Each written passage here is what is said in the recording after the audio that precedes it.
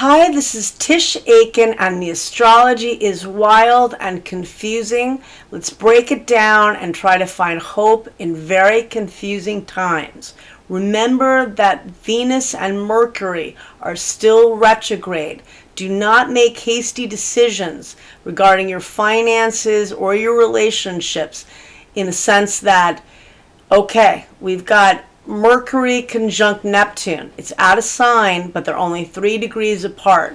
Mercury is conjunct the north node of karma, as is Venus, and they're all at the last decan of Pisces, which is a sign of endings. That's the last degrees of Pisces, the last 10 degrees of the sign of Pisces.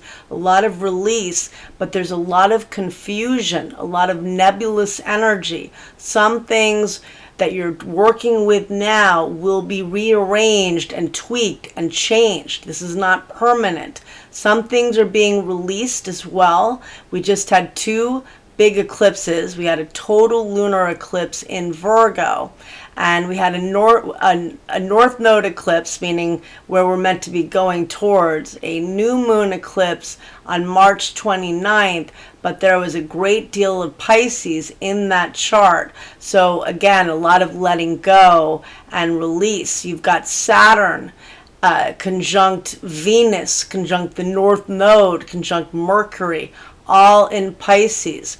And there could be fated opportunities and events, but remember, there could be things that are very scammy. People could be trying to scam you with Venus and Mercury conjunct Neptune. Neptune changed signs the day after the solar eclipse that occurred on March 29th at 9 degrees of Aries. And then on the following day, Neptune ingressed into the sign of Aries, where it has not been since 1861.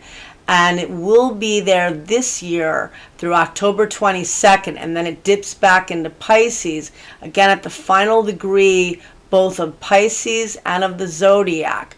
So we are dealing with a lot of Neptunian energy, although this is a season where we charge ahead, Aries season. The other thing to bear in mind is that Mars is still out of bounds until April 7th, which is right around the corner, but people are acting in a very impulsive manner, and the Sun and Chiron, the wounded healer, are all in Aries right now, and Neptune is at the world point. It's at the very first degree of Aries, known as the Aries point, and this is creating and co-creating a new dream, a new vision for all of us. It can be very magical, and this is creating a new identity for yourself as well, but this is so new, and Aries is the very first sign of the zodiac. It's a sign of new beginnings.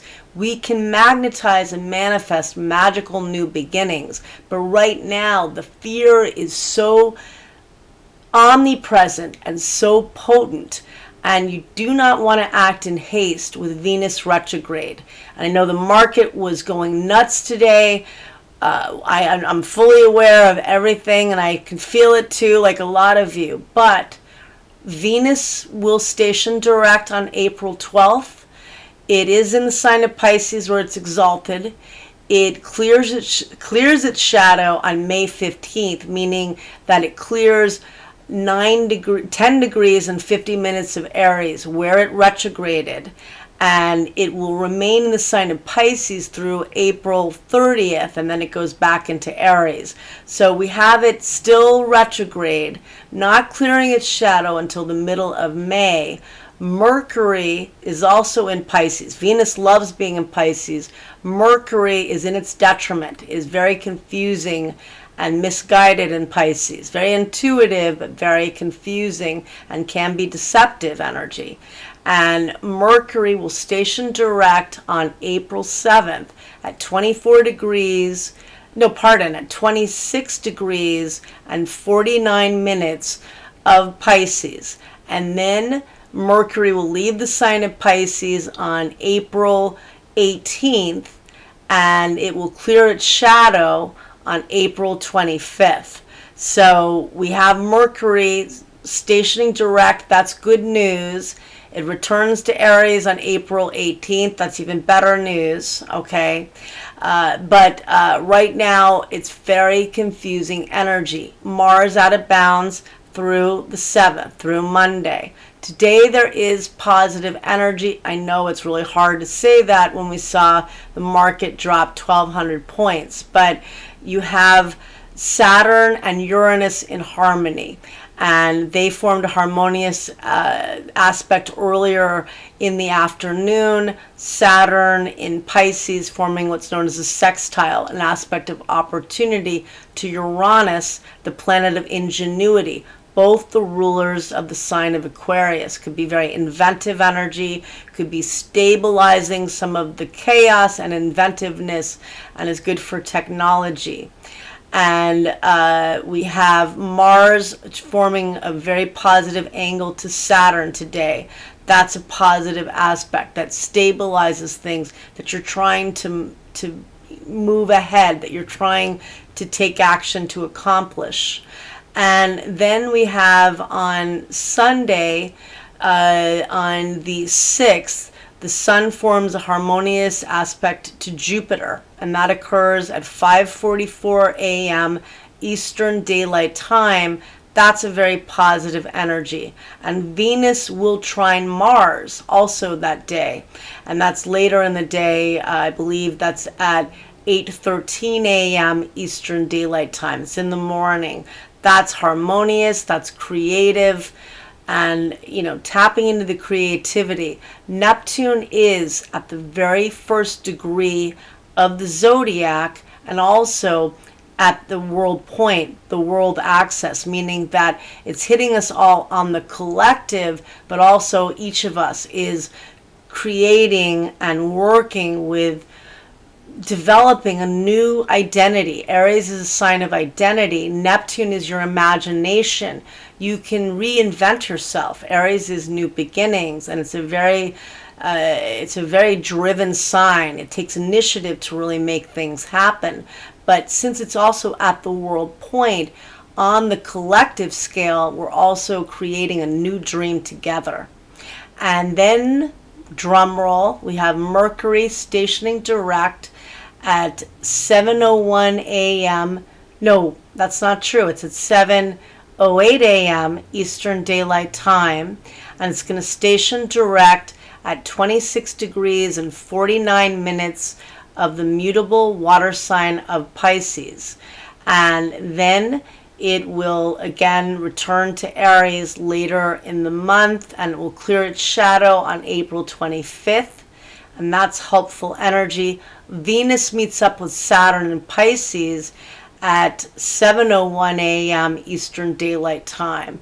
Now, there's a lot of difficult decisions regarding finances, and Venus is in its exaltation in Pisces, but it's been making some confusing aspects with Neptune. It is conjunct Neptune right now, out of sign, but they're close. It's conjunct Mercury retrograde.